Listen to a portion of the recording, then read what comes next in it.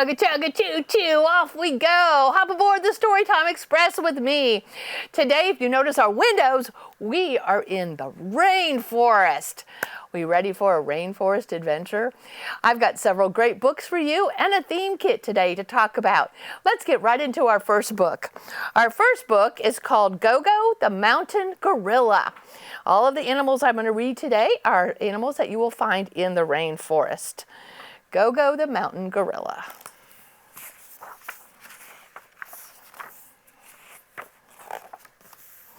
Over there, shouted the park ranger. That's where we're going to set up camp for the night.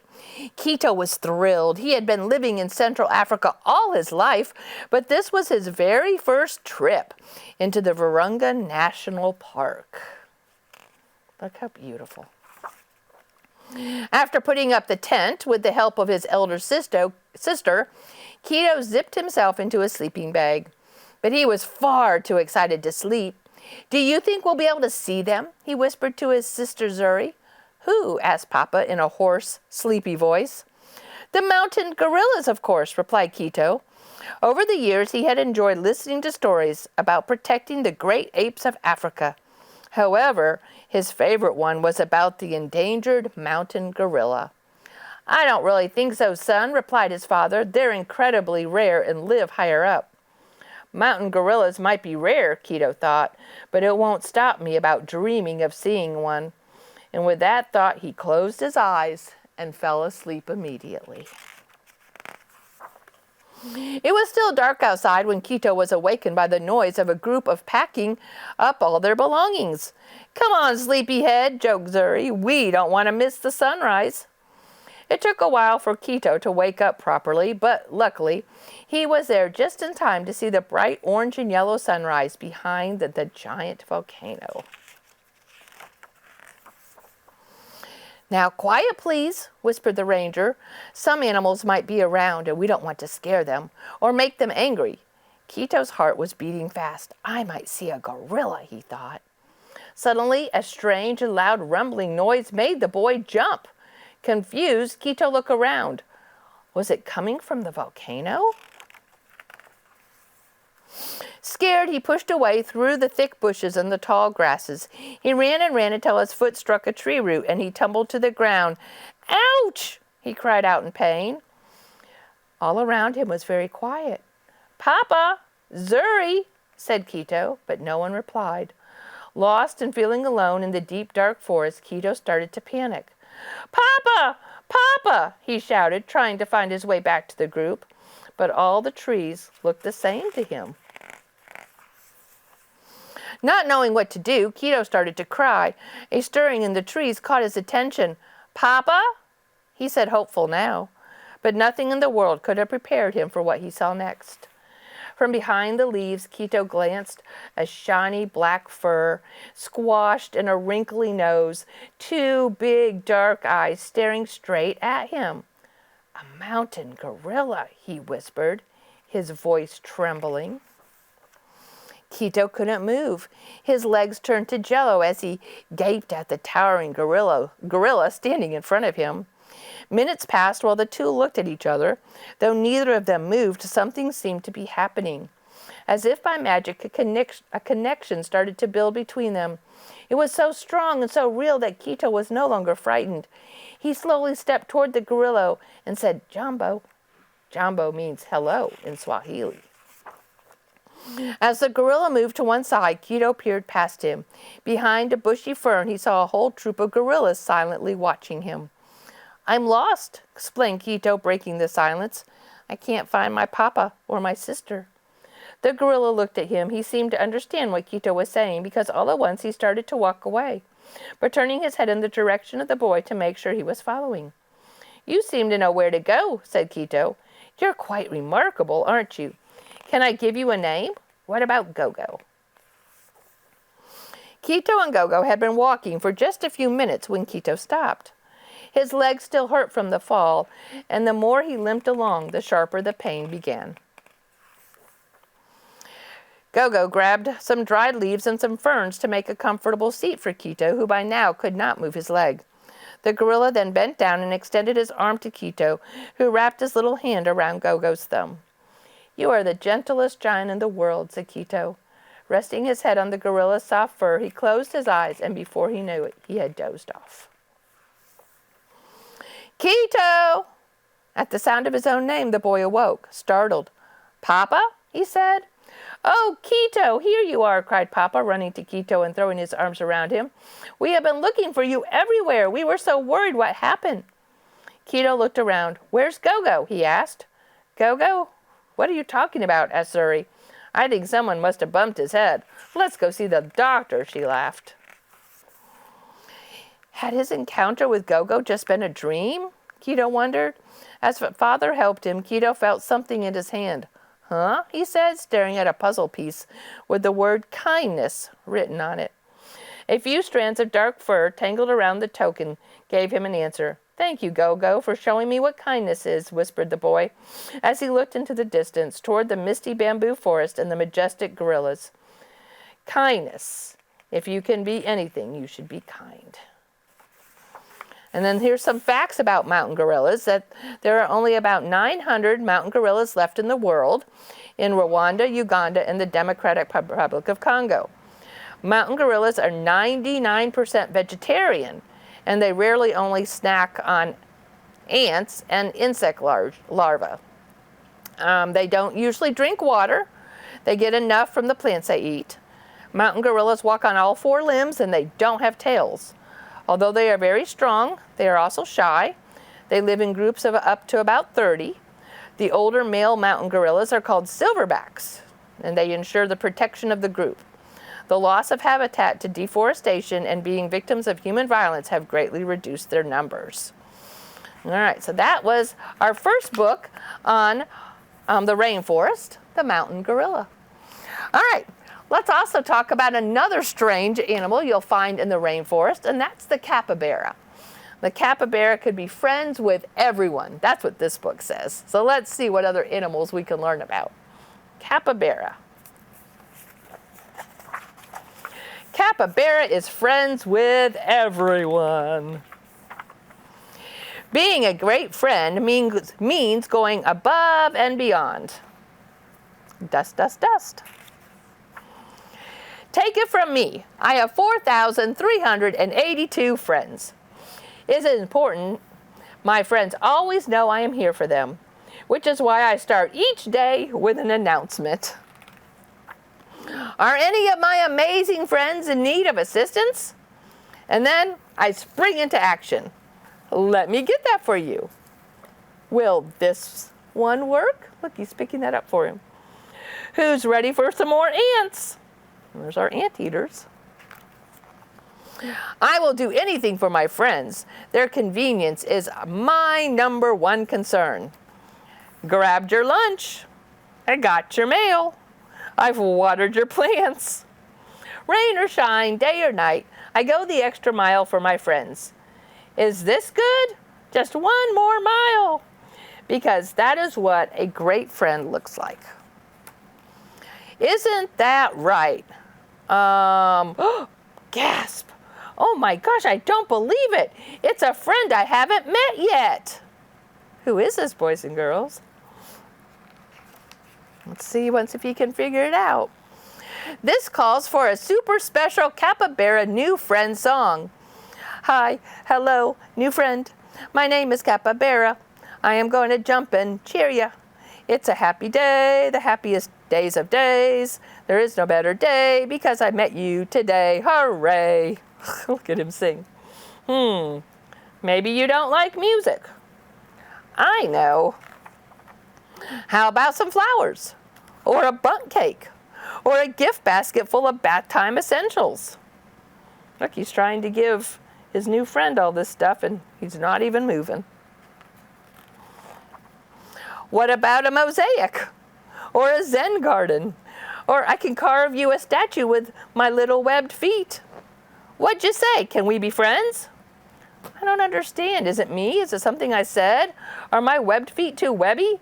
Oh, that's okay. No problemo. It's not like I need to be friends with everyone.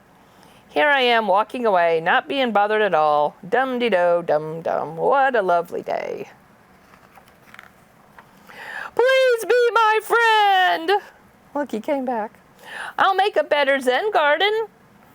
Let me know what you need, and I'll be right, oh, yawn, right here. Look, here comes the sloth. Well, we know sloths are very slow, don't we? Hello, capybara.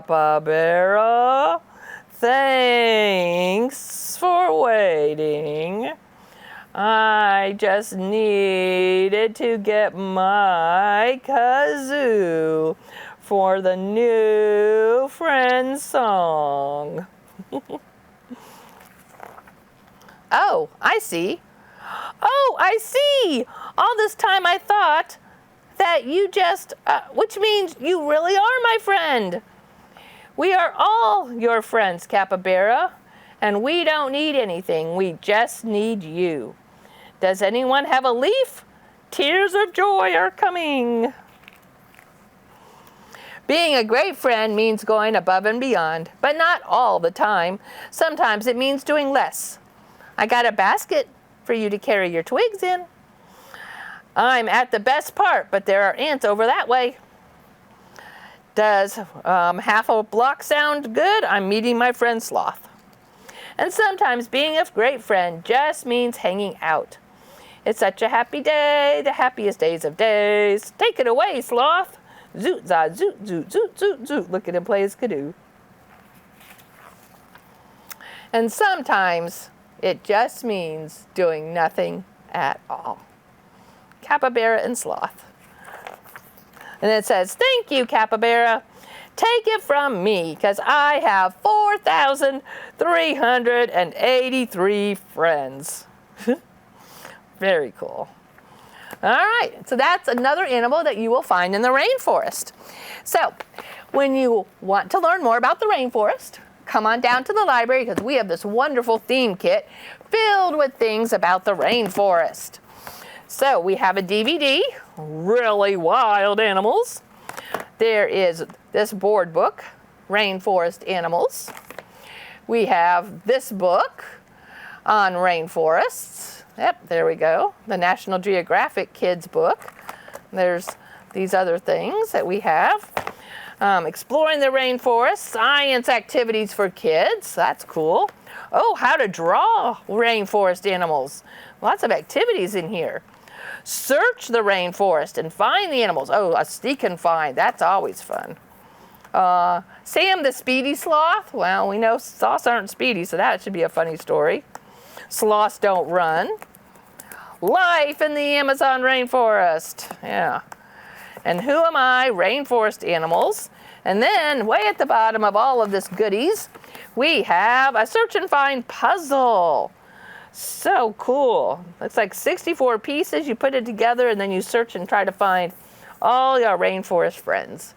Very cool. What a nice theme kit.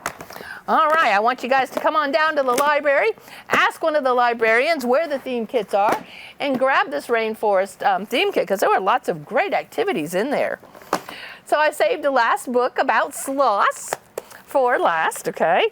So this one is Sloth Slept On. I know there was a sloth in the capybara story, but sloths are one of the animals you think of first when you think of rainforests. All right, so let's see what happens to Mr. Sloth in this story. Sloth slept on. He wasn't like any other creature we had ever found in our backyard.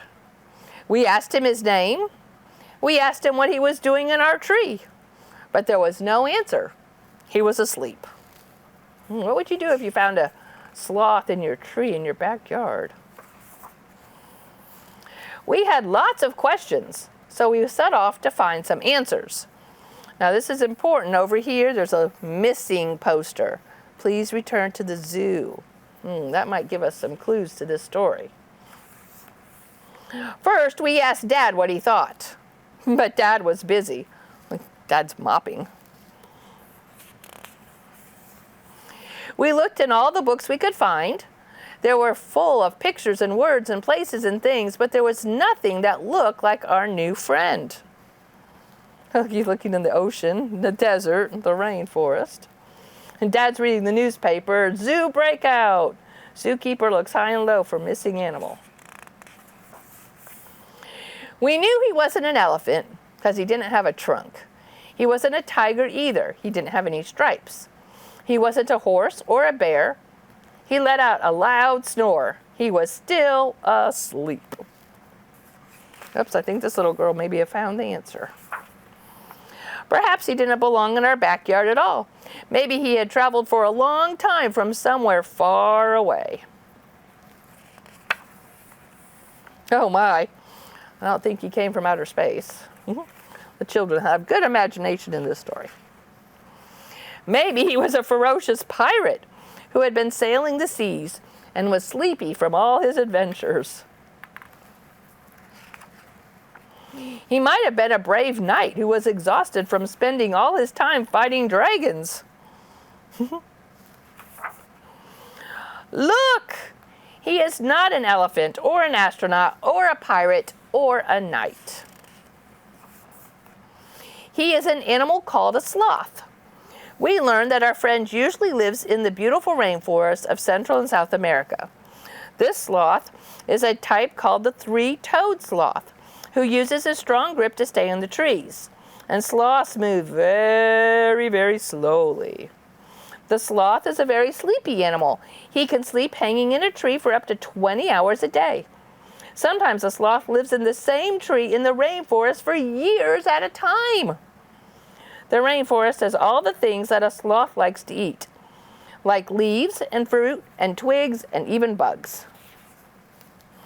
The rainforest sounded wonderful. We decided there was only one thing to do. We found a nice big box and used all the stamps we could find. We packed him some lovely leaves to eat and toys for the journey. Please send to the rainforest. We were so happy that the sloth had come all the way from the rainforest to visit. We would miss him lots, but we were glad that he would be waking up back where he belonged. Is that really where he belonged, boys and girls? Deep in the rainforest, the sloth finally stirred. He had been having the most wonderful sleep. He slowly lifted his head and looked around. Look, there he is. He's peeking out. There's our flamingos and some of the birds and other monkeys. He looked around and he said, "Excuse me, which way is the zoo?" Poor little sloth. He wants to go back home to the zoo. He got lost, didn't he?